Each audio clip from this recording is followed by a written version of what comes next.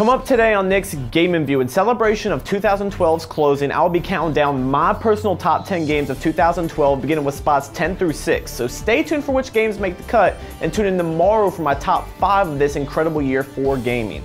This is Nick's Gaming View.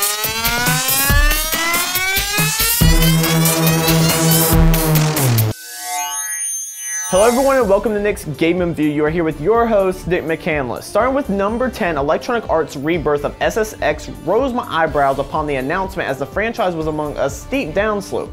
But thankfully the team over at EA Canada was able to pull off a 180 to bring the franchise back on its feet and deliver an incredible snowboarding game that was longed for, at least from my end.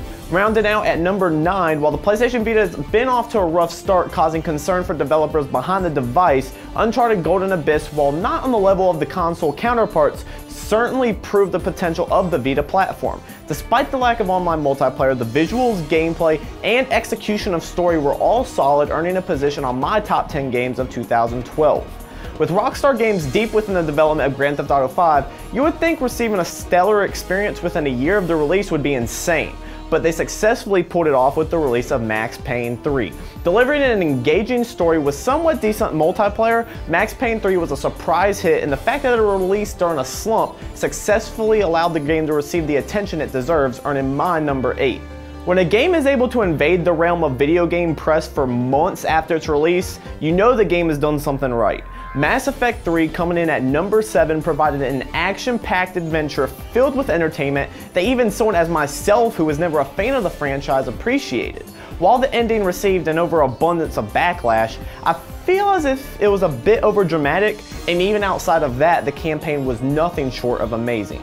Finishing off today's episode of Nick's Gaming View, Call of Duty Black Ops 2 surprisingly finagles itself within the exquisite class of games for 2012 despite the repetitiveness of the franchise. Offering the most unique gameplay experience for the franchise since Call of Duty 4 Modern Warfare, Call of Duty Black Ops 2 certainly does not redefine the franchise, but as a fan of the first-person shooting genre, it's nice to see the most successful franchise this console generation develop a new taste.